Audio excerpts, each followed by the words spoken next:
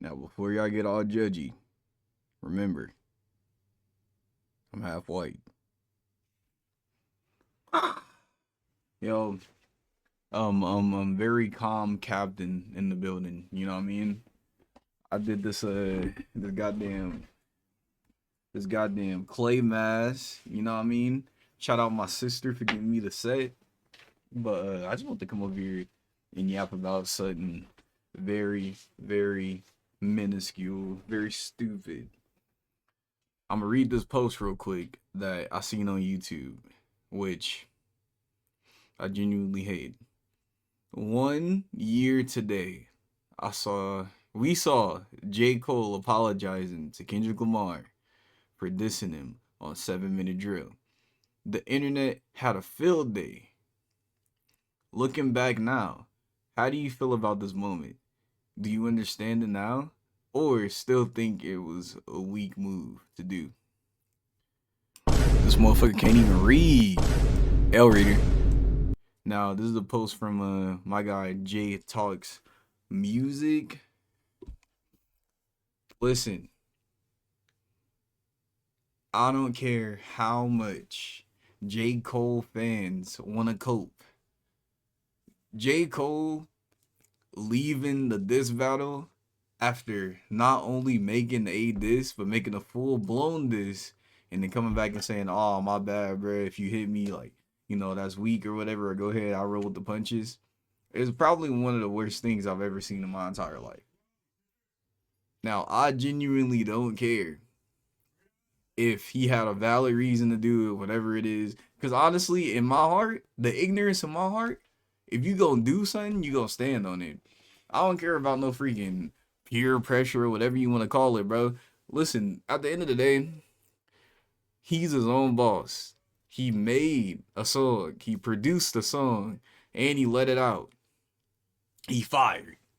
And if I'm being honest, most people thought it was a miss. And I wondered if the song was received well, would he have been saying the things that he say now? You know what I mean? Even his last song, he was all like, "Oh yeah, if I got inside the race, you know what I mean? I probably would have did some number." Like, no, you got into the race and you didn't do anything, bro.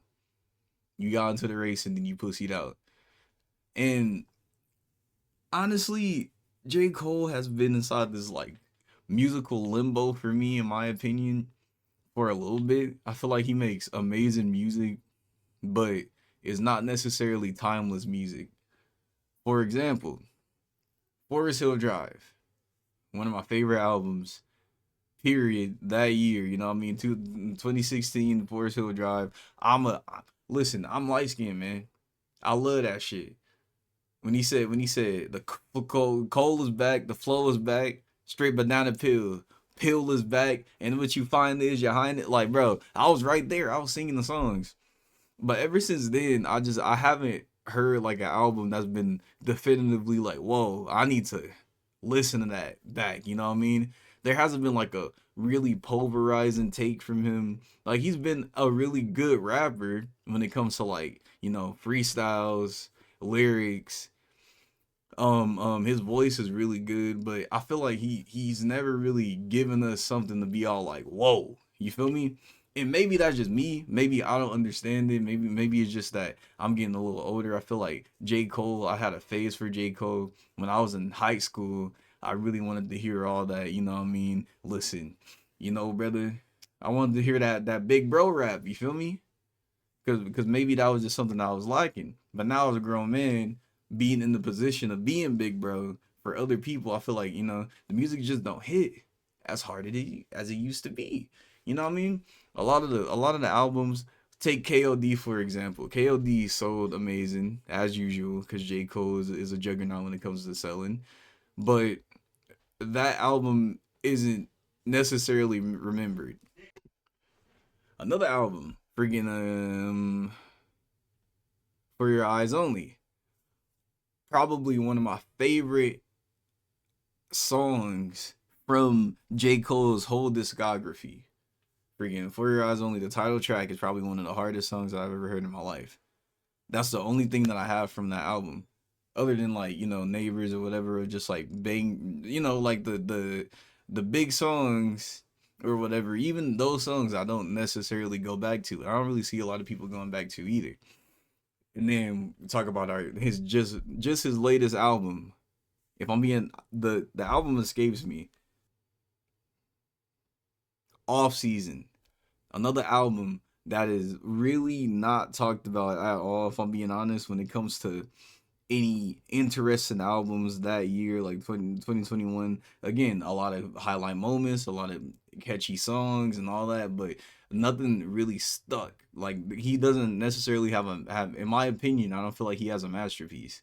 When you look at his predecessors, you look at Drake, you look at a Kendrick, they've made albums that have crossed boundaries and switched the ways that people think. On Drake's side is more so the poppy side. He made, if you're gonna be a commercial success, be the biggest to ever do it. You know what I mean, Drake. You feel me? And if you're gonna be creative and you want to make a stand for us black people, make a To Pimp Your Butterfly, make a you know Section 80, make a Good Kid, Mad City, an album that is still talked about every single day, contender of being one of the best albums in multiple times. And I can't see an album from J. Cole's discography being up there, being named with the If You Reading This Is Too Late, or the To Pimp a Butterflies, or the Dams, or you know, like he hasn't had a pulverizing album since Forest Hill Drive. But again, even Forest Hill Drive still feels like a diet version of literally any of the albums that Kendrick dropped. And again, I'm a Kendrick dick writer, so at the end of the day, I could be wrong. J. Cole fans, you know what I mean? Hate on me, let me know how I'm wrong and all that.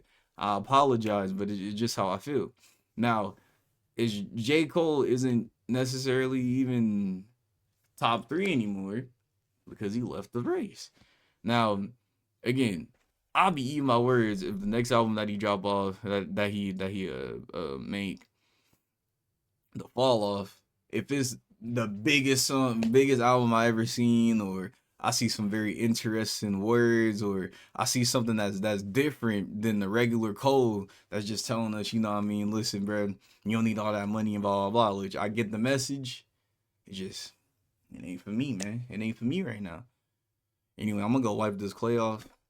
W white face. I look like goddamn Slenderman, bro. Jesus.